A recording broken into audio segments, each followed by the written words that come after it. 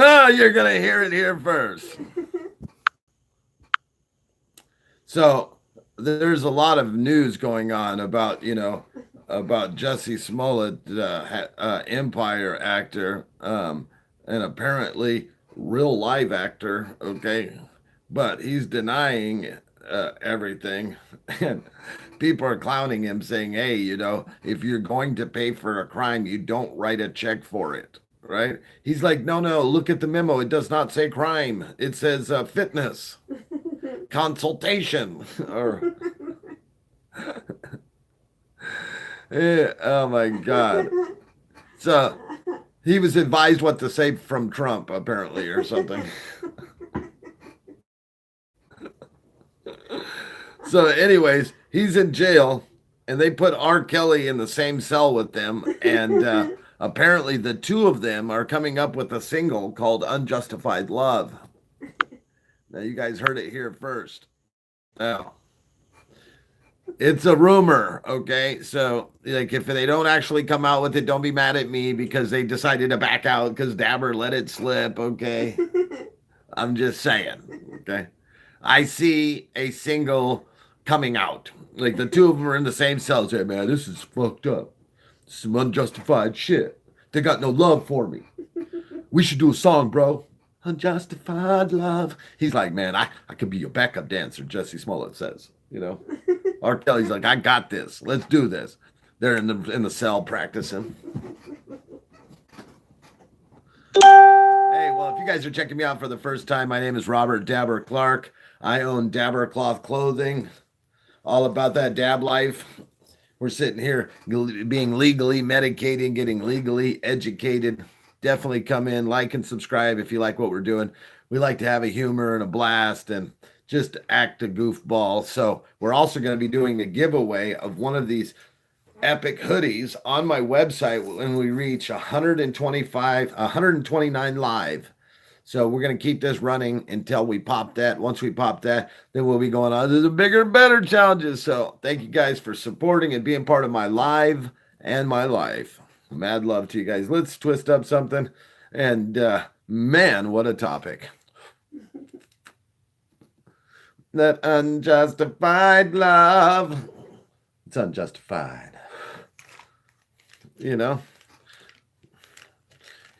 Smollett looks back in the background. He's like, R. Kelly, what are you doing? R. Kelly's all with some water. He's like, no, calm down, bro. Save that shit for the stage. R. Kelly's like, yeah, man, you right.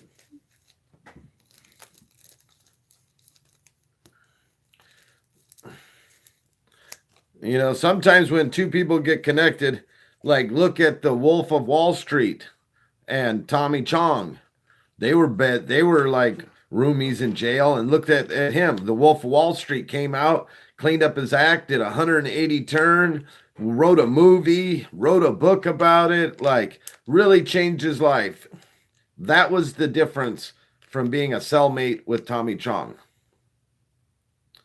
What would come out of being roommates with R. Kelly and Jussie Smollett? What is the baby of that interaction? Huh? Unjustified love.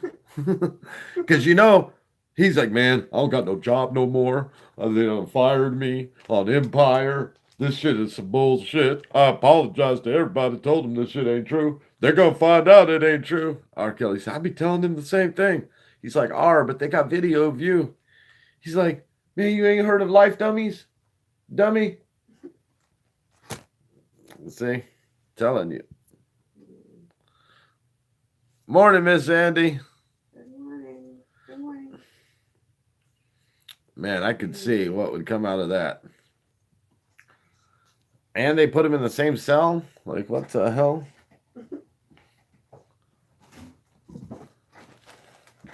Thank you. Did some sharing this morning. Good morning.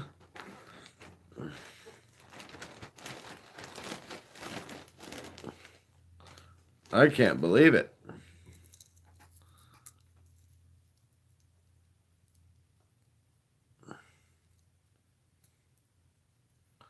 How's my fam doing? I'm doing all right.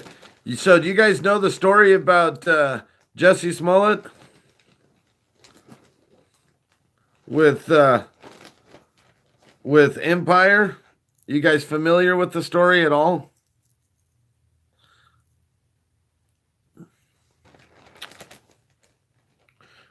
Okay, so about a month ago, about 3.5 weeks ago,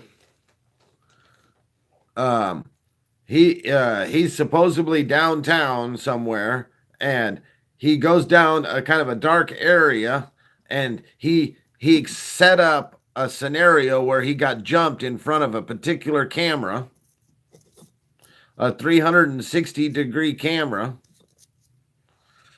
But the problem was the camera was at a different angle. So he so wanted it to get caught on camera, right? And it didn't. Okay.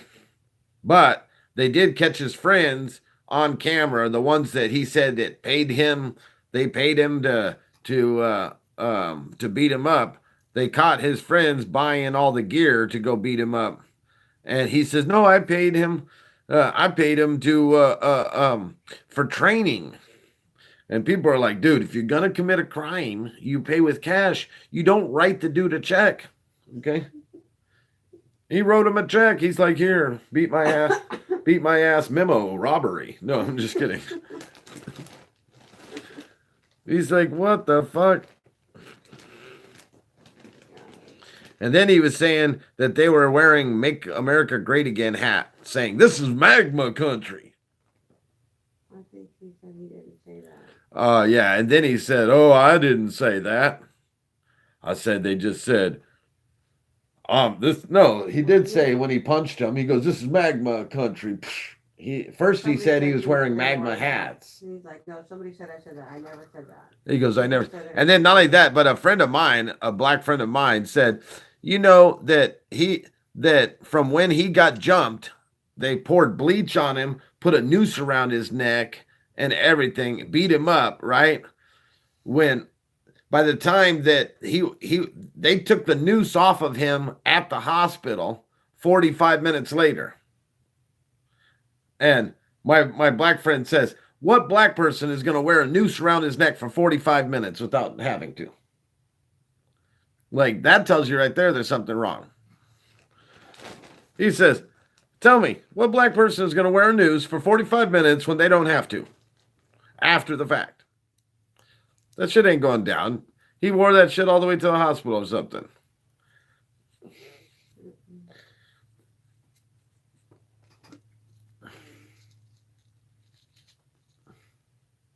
And they have chat records, they have phone records. They got records.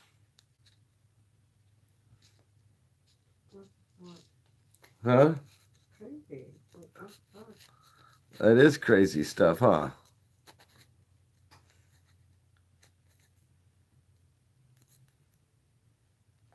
So he basically, and the reason he perpetrated the crime, guys, wait for it, ready?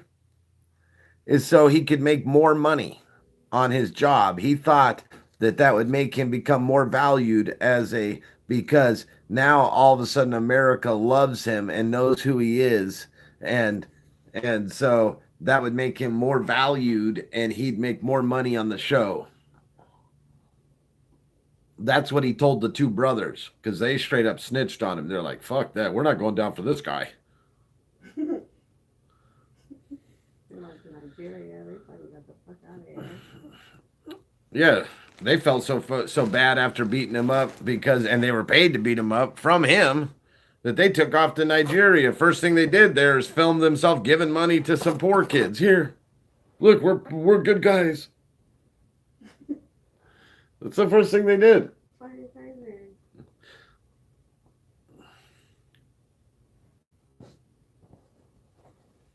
Yeah, he went from trying to boost it to killing his career.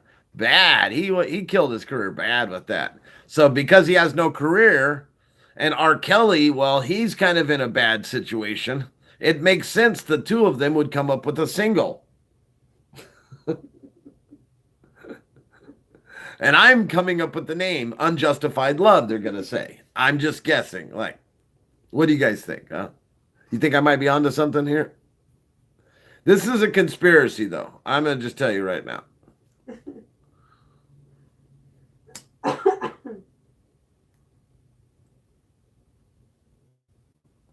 Kelly's been there before, right? See, Smollett's freaking out, and Kelly's a veteran, so Kelly's going to be like chilling him out. He might piss on him to kill him. Chill. He might, hey man, come on, man. This will warm you up right here. He's like, don't matter the smell. You're going to go shower up in a minute anyways. Smollett's like, all right, man, stop it. All right, man, stop it. All right, man, stop it.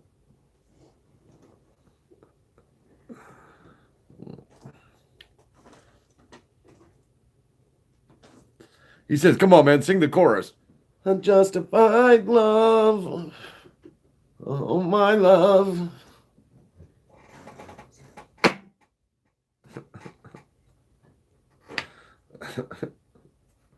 You know, that's how it would go. I say it would seem at times.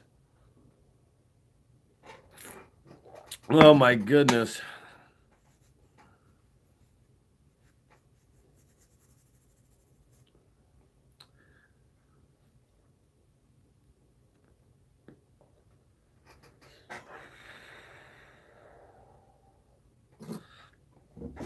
So how's everyone's Sunday morning going? Here, let me share out myself for a second. Hold on.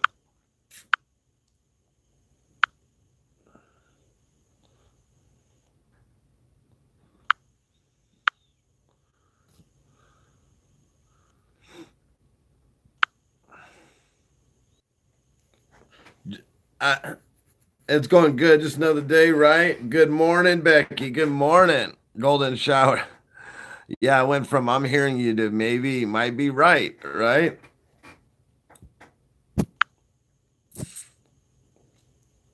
I'm just saying. What kind of combination, what kind of people or persons are going to come out of that jail after being roommates together? Those two. I wonder what kind of that'd be crazy if they both came out preachers or something.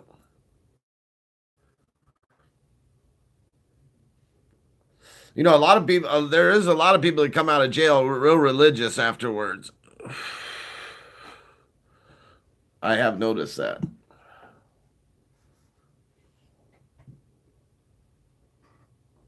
You heard about the New England Patriot owner who's like caught in a prostitution ring? And Like, what the fuck? So- Things are going down. so my wife was saying that the who? Patriot, New England Patriots owner. Okay, the owner of the New England Patriots was caught in a prostitution ring. On a side note, a couple of his young players came up and punched him in the face and said, all these years I've been without pussy.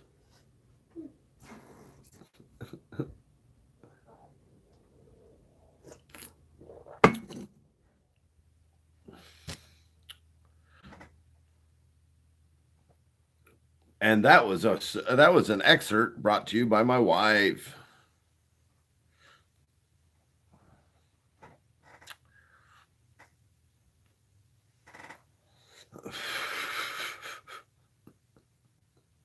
They were like, how dare you hold that out on us all this time? All this time you had access to it. You were the king pimp of pimps.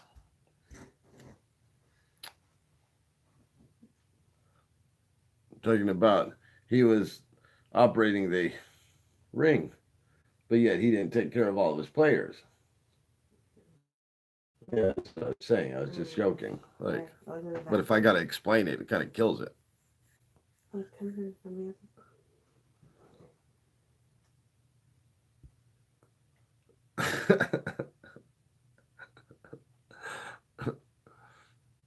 Did you put some lotion or something on? I could smell stuff. That's what I was doing. My knee's killing me. I told you I fucking hit it last night. Oh, she put some stuff on her knee. What is it? It's that The Deep. Yeah, the deep widow. He got popped in Florida in a big prostitution ring. What was he there? Was he a John? Was he a fucking? Was he the owner of the prostitution ring? He was named or something. I haven't read all the details on that one yet. I'm just looking into that one. He should have just gone to Disney World.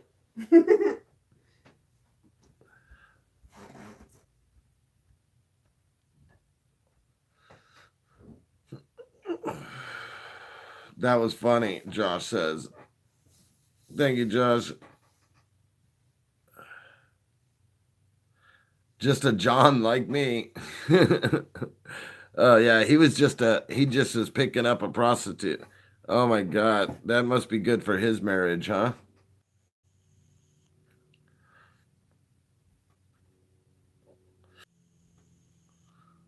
All right. Well, it seems to keep killing. Okay, this is like the fourth time it's killed my video. So I think I'm gonna call it a wrap. Thank you guys for hanging out with me.